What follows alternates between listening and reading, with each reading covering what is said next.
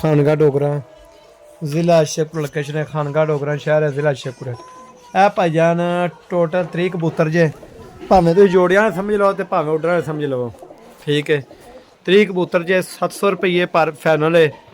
ਜਿਹੜੇ ਮੇਰੇ ਭਰਾ ਦੀ ਸਮਝ ਆਉਣ ਉਹੀ ਮੇਰਾ ਭਰਾ ਰਾਬਤਾ ਕਰੇ, ਜਿਹੜੇ ਭਰਾ ਦੀ ਸਮਝ ਨਾ ਆਉਣ ਮਿਹਰਬਾਨੀ ਕਰਕੇ ਨਾ ਆਪਣਾ ਟਾਈਮ ਜ਼ਾਇਆ ਕਰੋ ਵੀਰ ਜੀ ਨਾਲ ਸਾਡਾ। ਇਸ ਤੋਂ ਇਲਾਵਾ ਕਬੂਤਰ ਲਾਏ ਨੇ ਭਾਜੀ 55 650 ਰੁਪਏ ਪਰ। ਇਸ ਤੋਂ ਬਾਅਦ ਭਾਜੀ ਚਿੱਟੀਆਂ ਅੱਖਾਂ ਵਾਲੇ ਕਬੂਤਰ ਨੇ 25 20, ਠੀਕ ਹੈ।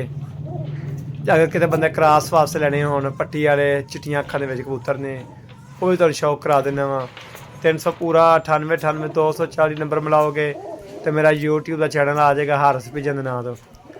ਚੈਨਲ ਨੂੰ ਸਬਸਕ੍ਰਾਈਬ ਕਰ ਦਿਓ ਤੇ ਨਾਲੇ ਭਾਜੀ ਬੈਲ ਆਈਕਨ ਦਬਾ ਦਿਓ ਤੇ ਨਾਲੇ ਕਬੂਤਰ ਉੱਥੇ ਵੇਖ ਸਕਦੇ ਹੋ।